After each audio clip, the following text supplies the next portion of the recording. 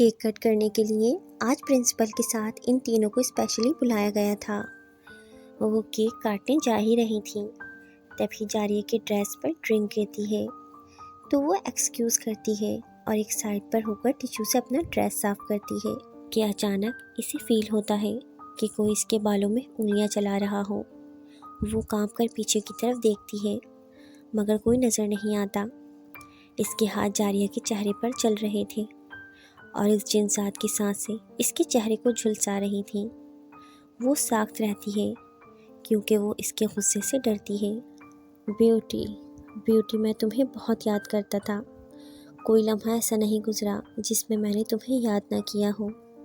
میں تم سے دور تھا پر تمہاری یاد کو ہمیشہ اپنے پاس رکھا۔ کیا تم نے بھی مجھے یاد کیا؟ تو جاریہ ہمت کر کے نام سر ہلاتی ہے تو وہ جنسات کہتا ہے، ہاں کوئی بات نہیں، ایک وقت آئے گا جب تم مجھے اتنی شدت سے یاد کرو گی کہ ہر سیکنڈ تمہارے لیے صدیوں کے برابر ہو جائے گا۔ مائی بیوٹی، یہ تمہارے لیے۔ وہ جاریہ کو اس کے ڈریس کے کلر کا پھول دیتا ہے جسے وہ خاموشی سے لے لیتی ہے۔ بیوٹی، ہمیشہ اس پھول کا خیال رکھنا، یہ پھول تمہارے مجھ سے رابطے کا ذریعہ بنے گا۔ تو وہ اس جنسات سے کہتی ہے کہ یہ پھول کیسے رابطے کا ذریعہ بنے گا؟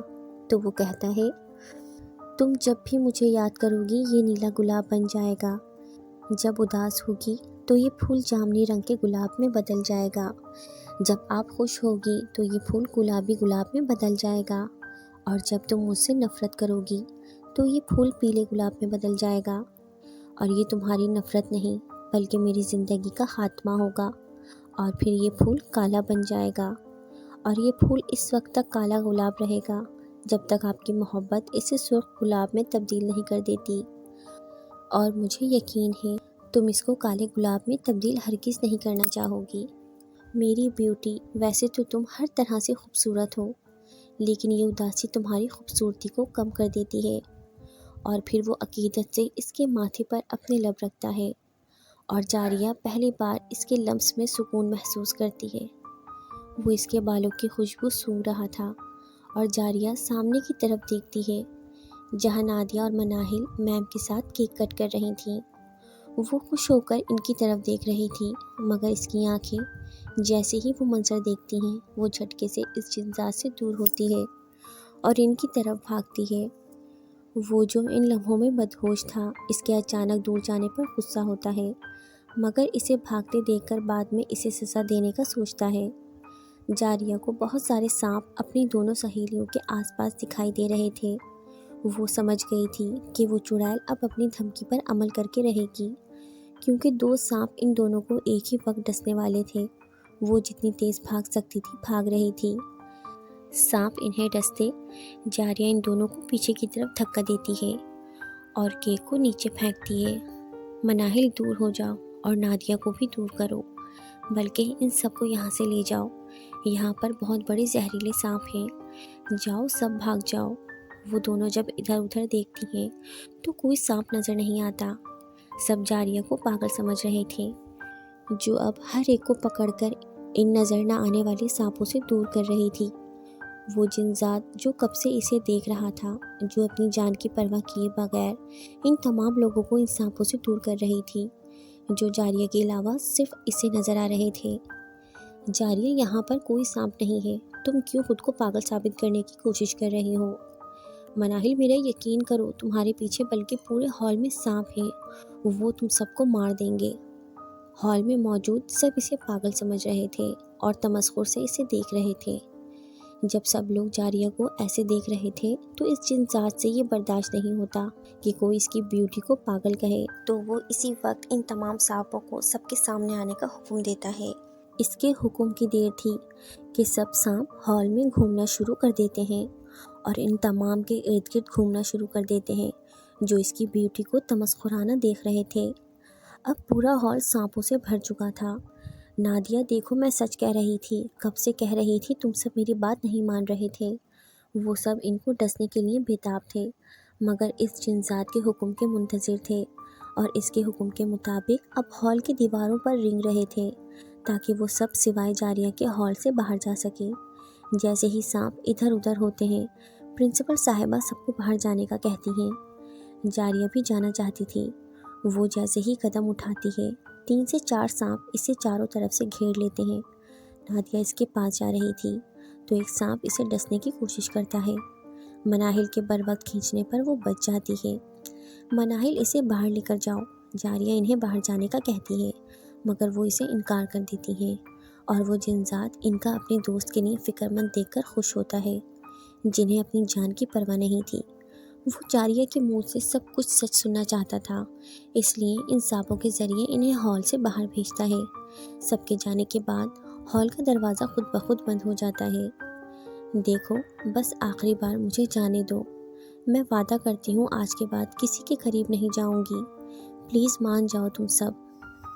بیوٹی، تمہیں کون تنگ کر رہا ہے اور کیوں؟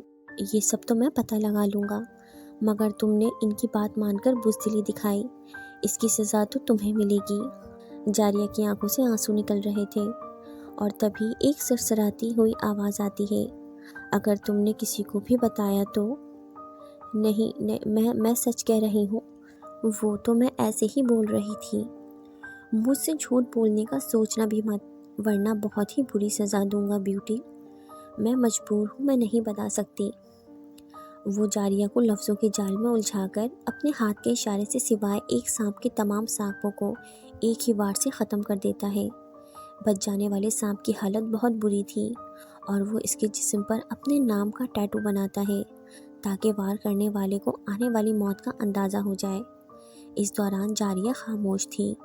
تبھی ایک سانپ اسے پاؤں پر ڈستا ہے اور وہ چیخ مارتی ہے اور وہیں بے ہوش ہو کر گرتی ہے۔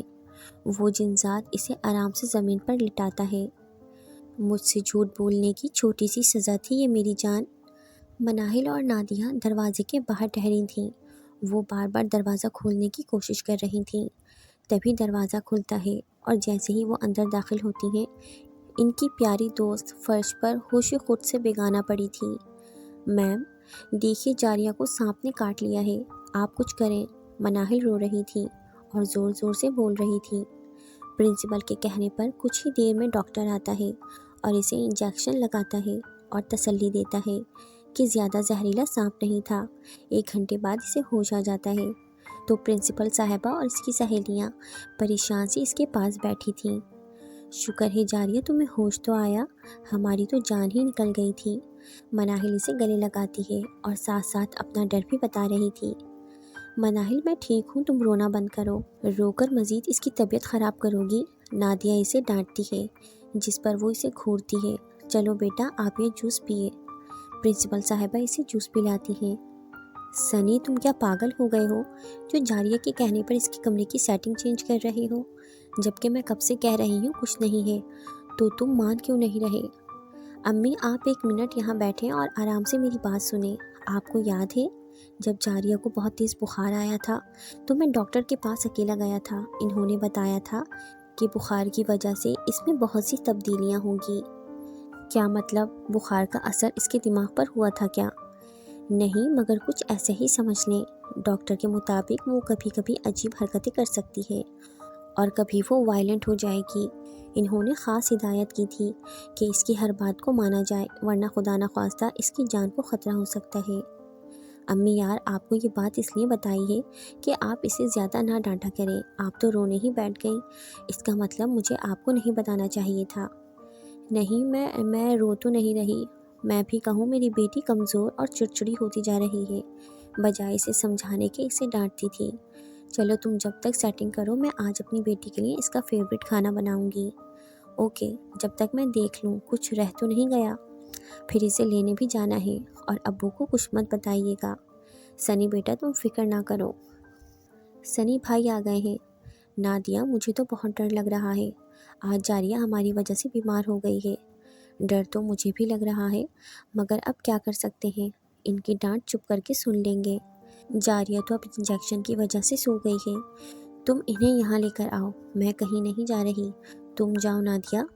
جا رہی ہوں مرو مت۔ جاریہ کہاں ہے؟ وہ اسے اکیلا دیکھ کر پوچھتا ہے۔ وہ سنی بھائی جاریہ کو سانپ نے کاٹا ہے۔ واٹ؟ تمہارا دماغ چل گیا تھا، ابھی بتا رہی ہو مجھے؟ परेशान होने की कोई बात नहीं, डॉक्टर ने चेकअप किया है और इंजेक्शन भी लगा दिया है, तो वो अब बेहोश है। सनी इसे गुस्से से घूरता है। मतलब सनी भाई, वो सो रही है। जारिया मेरी जान, देखो तो क्या हालत हो गई है। कैसे सांप ने डसा और तुम दोनों कहाँ थीं? इसका ख्याल रखने का कहा था। ऐसे रखा ख्याल? वो इसे उठाकर ले जा रहा था और साथ साथ दोनों की क्लास भी ले रहा था।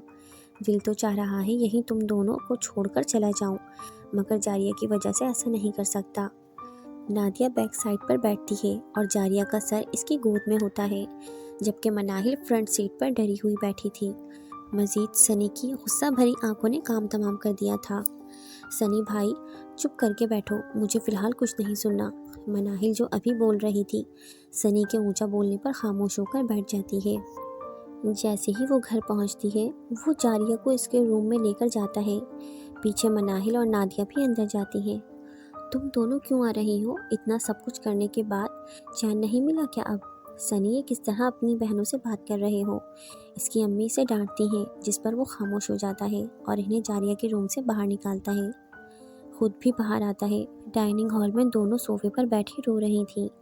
अम्मी पूछें अपनी लाडलियों से कैसा ख्याल रखा है। अच्छा अच्छा बस करो, सब बताया है मुझे। वो खुद बहुत डरी हुई है। अल्लाह ताला का शुक्र है मेरी बच्ची की जान बच गई। इन दोनों से अभी सॉरी करो। सॉरी? सनी भाई, आप सॉरी क्यों कह रहे हैं? आप हमारे बड़े भाई हैं और आप हमें डांट सकते हैं। नादिया जल्दी से बोलती है। मनाहिल भी सर हिलाती है।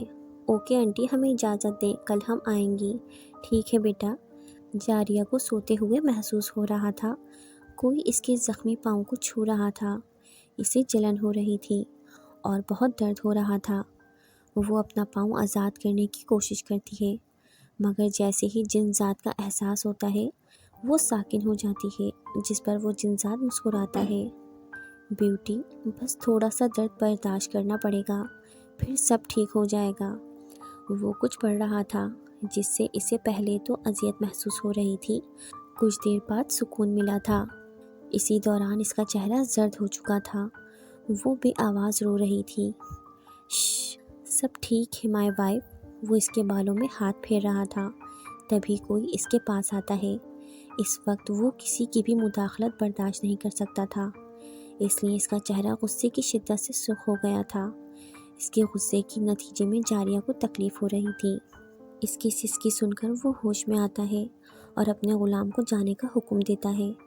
वो जारिया के बालों पर किस करता है। ब्यूटी, अभी तो मैं जा रहा हूँ, बहुत जल्द तुम्हारे पास आऊँगा, और इस फूल को संभाल कर रखना, और अब तुम्हें कोई परेशान करे तो इनकी बात ना मानना। वैसे अब किसी की हिम्मत नहीं कि तुम्हें परेशान करे। किसी से अब नहीं डरना, समझ आ रही है मेरी बात? वो सर हिलाती है। वो इसके बालों की खुशबू को अपनी सांसों में उतारता है, क्योंकि अब की बार दूरी ज़्यादा दिन की थी। इसका दिल अपनी ब्यूटी को इस हालत में छोड़ना नहीं चाहता था, मगर इसे जाना था। जाने से पहले इसने इसके कमरे को और घर को महफूज कर दिया था, ताकि किसी भी बुरी ताकतों का असर ना हो सके। वो आंखें खोलती है तो सामने इसके अब्बू और अम्मी बैठे थे। मेरा बच्चा, अब कैसी तबीयत है? मुझे जैसे ही पता चला पहली फ़्लाइट से वापस आया हूँ। वो अपने अब्बू को देखती है, जहाँ पर फ़िक्रमंदी थी। वो जल्दी से उठती है और इन्हें गले लगाकर रोती है। अब्बू, मैं बहुत डर गई थी, मौत मेरे सामने ही थी और मुझे बस आप सब याद आ रहे थे। वो सब बहुत तकलीफ़ दे था। अब तो मेरी बेटी बिल्कुल ठीक है, देखो मेरी तरफ। अब अगर एक भी आंसू गिरा तो मैं भी रोना शुरू कर दूंगा। इतने में सनी आता है। चलो जारिया, ये टैबलेट खा लो। भाई, आप बहुत जालिम हैं, अल्लाह करे आपको काली और बदसूरत बीवी मिले। जारिया, अपने अल्फाज वापस लो, वरना देखना तुम्हारी शादी जिन से होगी। जारिया, जो हकीकत मुश्किल से भूल रही थी, वो फिर से याद आ गई। वो कुछ दिन पहले अपने जिन से हुई मुलाकात और इसकी बातें और हकीकत, जो इस जिन ने इसे बताई थी कि वो इसकी बीवी है, याद करके सोचती है, भाई आपकी दुआ लग गई, मैं अब एक जिन ज़ात की बीवी बन चुकी हूँ। अच्छा जारिया, मैं जा रहा हूँ, अगर रात को डर लगे तो मुझे जगा देना। ओके भाई। सनी के जाने के बाद जब वो सोती है तो जारिया को ना चाहते हुए भी इस जिन ज़ात की याद आ गई थी। वो इस फूल को देखकर इसकी बातें याद कर रही थी। वो झूठ बोल रहे थे, ये गुलाब नीला तो नहीं हुआ। वो इस फूल को तकिए पर रखती है और वो एक पल में नीला गुलाब हो जाता है। ساتھ ہی جنزات کی آواز آتی ہے۔ میں کبھی جھوٹ نہیں بول سکتا، یہ بات ہمیشہ یاد رکھنا۔ یہ کیسے جان گئے میں کیا سوچ رہی ہوں؟ مائی بیوٹی، گھبرانے کی ضرورت نہیں ہے۔ تم کب کس وقت کیا سوچتی ہو مجھے پہلے پتہ چل جاتا ہے۔ کیسے پتہ چلا؟ دماغ پر زور مت دو، چلو اب سو جاؤ، تمہاری طبیعت ٹھیک نہیں ہے۔ اور ڈرنا نہیں، میں ہمیشہ تمہارے ساتھ ہوں۔ جاریہ کو جیسے ہی نیند آتی ہے تو اسے خواب آتا ہے جس میں سنی کو ان چڑیلوں نے گھیر رکھا تھا۔ وہ انہیں روکنے کی کوشش کرتی ہے مگر وہ سنی کو تکلیف دے رہی تھیں۔ سنی کا پورا جسم لہو لہان ہو گیا تھا۔ نہیں نہیں، چھوڑو، خدا کے لیے میرے بھائی کو چھوڑ دو۔ وہ اپنے بھائی کا سر گود میں رکھ کر انہیں اپنے بھائی سے دور کرنے کی کوشش کر رہی تھی۔ وہ ایک جھٹکے میں جاریہ کو اپنی ملکہ کے قدموں میں ڈالتی ہے۔ جاریہ اس کے سامنے اپنے بھائی کی زندگی کی بھیک مانگتی ہے۔ تجھے کیا لگا تو میری سب سے خاص ملازمہ کو اس سے مروا کر بچ جائے گی اور اس کی حفاظتی دائرے میں محفوظ رہے گی؟ تو نہیں تو تیرا یہ بھائی مرے گا تیری آنکھوں کے سامنے، اور تو کچھ بھی نہیں کر پائے گی۔ وہ جیسے ہی اپنے بھائی کی طرف دیکھتی ہے تو سنی کا سر اس کے دھڑ سے الگ ہوا پڑا تھا اور وہ چیخ رہی تھی اور باقی سب اس پر ہنس رہے تھے۔ نہیں سنی بھائی۔ سنی جو جاریہ کو دیکھنے آیا تھا اسے اس طرح نیند میں چیختا دیکھ کر بھاگ کر اس کے پاس جاتا ہے۔ بھائی کو کچھ مت کرنا سنی بھائی۔ جاریہ، جاریہ، ہوش میں آؤ۔ اس کے جھنجھوڑنے پر وہ آنکھیں کھولتی ہے اور جلدی سے اس کے گلے لگتی ہے۔ شکر ہے بھائی آپ زندہ ہیں۔ جاریہ، بھائی وہ خواب میں۔ ریلیکس بھائی، میں اب سے کہیں نہیں جاؤں گی، اس کمرے سے باہر بھی نہیں نکلوں گی۔ ہاں یہ ٹھیک ہے، پھر وہ کسی کو بھی کچھ نہیں کرے گی۔ وہ اپنے آپ سے باتیں کر رہی تھی اور سنی اس کی حالت دیکھ کر خود پر ضبط کر رہا تھا۔ کیسے اس کی بہن کی حالت بن گئی تھی۔ کاش اس دن اسے اکیلے چھوڑ کر نہیں جاتا اور نہ میری بہن کی یہ حالت ہوتی۔ جاریہ تو خود سے باتیں کرتے ہوئے وہی سنی کے کندھے پر اسے مختلف سوچوں میں الجھا کر سو گئی تھی۔ دوسری طرف جس وقت وہ زندہ بچ جانے والا سانپ جب اپنی ملکہ کے پاس پہنچتا ہے تو وہ اس کی حالت دیکھ کر دنگ رہ جاتی ہے، کیونکہ برسوں سے وہ سانپ مطلب اس کی خاص چڑیل اپنی ملکہ کے ہر کام کو اچھی طرح سے کرتی تھی اور کامیاب ہو کر ہی واپس آتی تھی۔ مگر اس بار اس کے مقابلے میں کوئی عام جرم نہیں تھا جس نے اب ہر میدان میں اسے شکست سے دوچار کیا تھا۔ اس سانپ پر اس کے نام کے ٹیٹو نے یہ واضح کر دیا کہ اس کی بیوی کو نقصان پہنچانے والے ہر ایک کا انجام اس سے برا ہوگا۔ وہ سانپ اس تک یہ پیغام پہنچانے کے لیے ہی بچ گیا تھا۔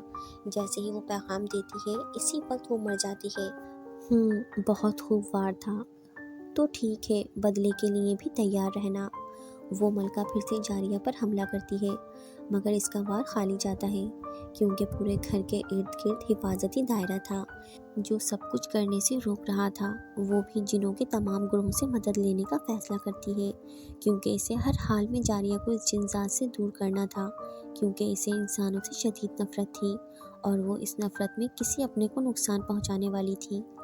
جنزات جیسے ہی جاریہ سے مل کر جاتا وہ اپنے خاص ملازم پر غصہ کرتا تھا اور اسے دوبارہ ایسی غلطی نہ کرنے کی تلقین کرتا ہے۔ اس کے پیغام سن کر وہ حواس باختہ سا اپنے دادا سے ملنے جاتا ہے جو اپنے مرنے سے پہلے اپنے پوتے کو اس کے ماضی کے متعلق اہم سچ بتانا چاہتے تھے۔